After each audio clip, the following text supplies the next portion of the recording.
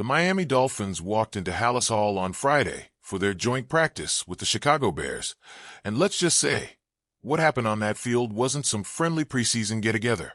This wasn't two teams sharpening their skills in a cooperative tune-up. This felt like something else entirely, a test of will, of toughness, and maybe even of pride. From the very first snaps, the Bears' defense brought more than intensity. They brought an edge that pushed right past the unspoken rules of joint practices. Aggressive?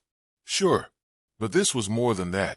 The hits weren't just hard. They were targeted, calculated, and at times flat-out unnecessary.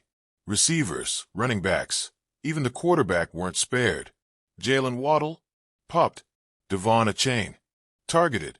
And then there was Tua Tagovailoa, who found himself on the ground more than once in situations where most quarterbacks are supposed to be untouchable. Anyone who's followed football long enough knows there's a code in these situations. Quarterbacks in joint practices wear those non-contact jerseys for a reason. The point isn't to take them down. It's to get your reps, challenge the offense, and stay healthy. But on this day, that code might as well have been crumpled up and tossed in the wind. Omar Kelly, covering the scene, didn't mince words. He called it what it was: dirty. Not spirited. Not overly physical. Dirty. And when you hear that word in football, it carries weight. Because dirty isn't about playing hard. It's about crossing a line. And if the Bears' defense was crossing that line, the real question was, how would Miami respond?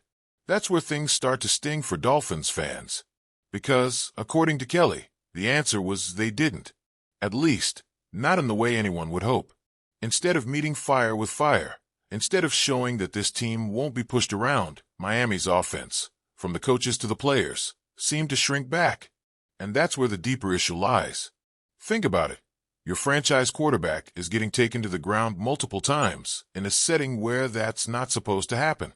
Your wideout, your running back, key offensive weapons, are being taken on with extra shots.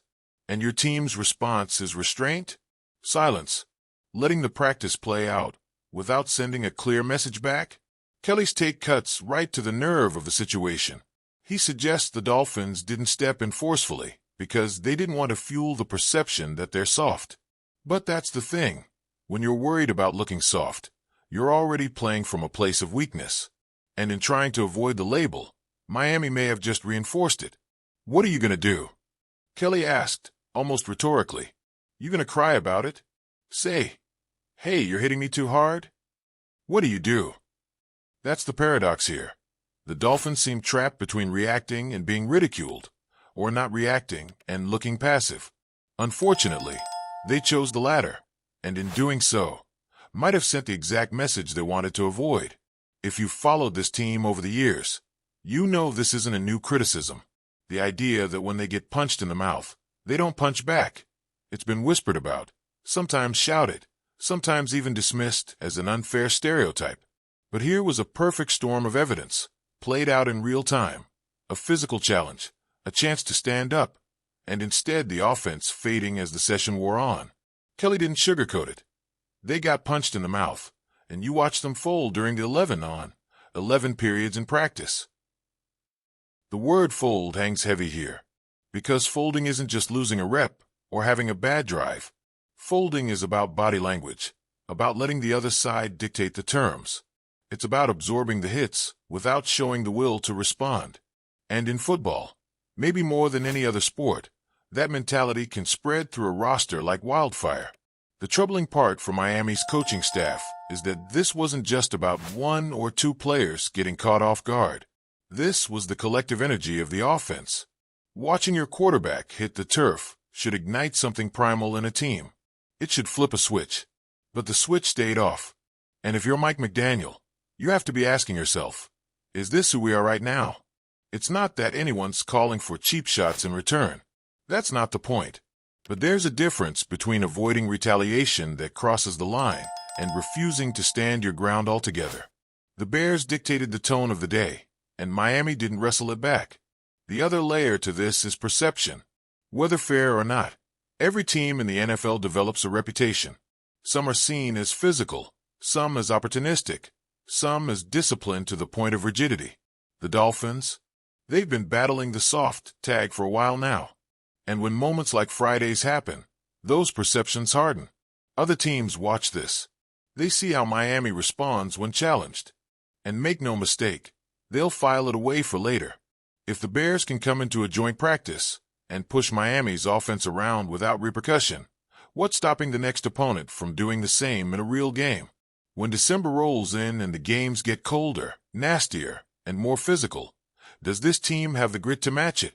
Those are the questions that don't get answered by film study or box scores. They get answered in the heat of these moments. Friday could have been a chance to send a message to themselves, to their opponent, to the rest of the league, that the Dolphins aren't going to be manhandled. Instead, it turned into more evidence for critics to point at. And the worst part is, this wasn't about talent. This wasn't about scheme. This was about energy, about refusing to be the team that backs away when challenged. It's not that the Dolphins can't be that team. They have the skill. They have leaders in that locker room. But somewhere between protecting the quarterback in practice and protecting the team's identity in the eyes of the league, the wires got crossed. And now, the narrative isn't just about a few hard hits.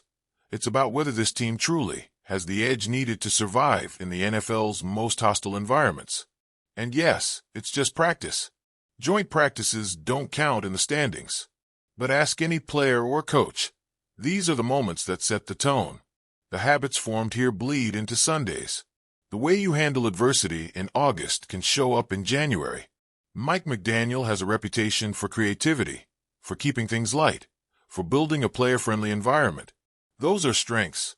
But even the most player-friendly coach has to draw a hard line when it comes to protecting his guys, not just physically, but in terms of their identity. Because if the perception of softness sticks, it's not just about pride. It changes how opponents play you. It changes the hits your quarterback takes. It changes the space your receivers get. The Dolphins left Halas Hall with more than just bruises. They left with questions hanging over them. Questions about toughness, about leadership, about whether they can summon the fight needed when someone tries to push them around. The answers won't come in press conferences. They'll come the next time someone tests them. And maybe that's the one good thing about what happened Friday. It forces the issue. You can't hide from it. You can't spin it away. Somewhere deep in that locker room, players know exactly how that day felt.